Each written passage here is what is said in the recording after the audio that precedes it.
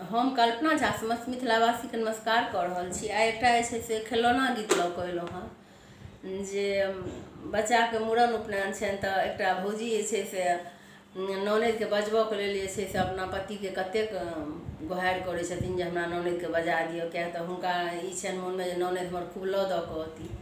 तऽ खूब खुशीसँ ननदिके बजबऽके जे छै से हुनका बहुत इच्छा छनि जे ननदि हमर कखन आबथि। लेकिन वएह ननदि जहन फेर बौआके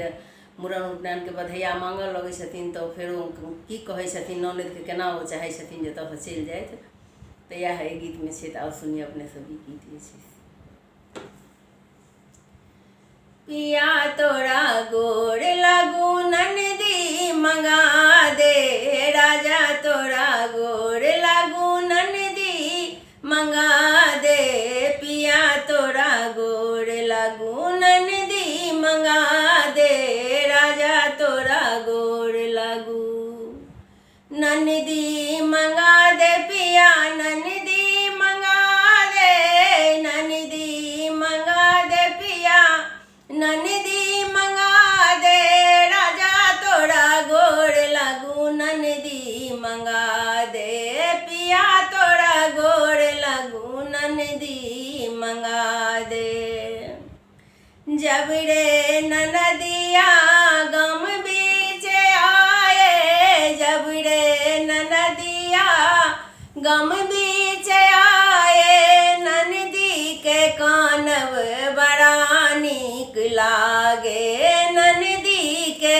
कानब बड़ा नीक लागे, राजा तोरा गोर लागू ननदी मंगा दे,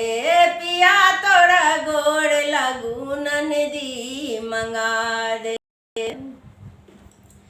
जब रे ननदिया दलान बीच आए, जब रे ननदिया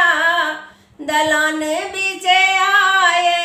ननदी के नाचब बड़ा नीक लागे, ननदी के नाचब बड़ा नीक लागे, राजा तोरा गोर लागू ननदी मंगा दे, पिया तोरा गोर लागू ननदी मंगा दे। जब रे ननदिया आंगन बीच आए, जब रे ननदिया आंगन बीच आए, सोहर खिलौना बड़ा नीक लागे, सोहर खिलौना बड़ा नीक लागे, राजा तोरा गोर लागू ननदी मंगा दे, पिया तोरा गोर लागू ननदी मंगा दे। जब रे ननदिया मोहर लुटावे, जब रे ननदिया मोहर लुटावे, ननदो के देख देख बड़ा नीक लागे, ननदो के देख देख बड़ा नीक लागे, राजा तोरा गोर लागू ननदी मंगा दे, पिया तोरा गोर लागू ननदी मंगा दे। जब रे ननदिया मड़वा निपाए, जब रे ननदिया मड़वा निपाए, मांगे बधैया बड़ा तीत लागे,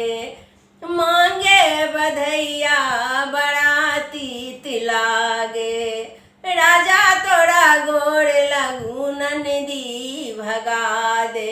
पिया तोरा गोर लागू ननदी भगा दे, राजा तोरा गोर लागू ननदी भगा दे, ननदी भगा दे, पिया ननदी भगा दे, ननदी भगा दे, पिया बहिनी भगा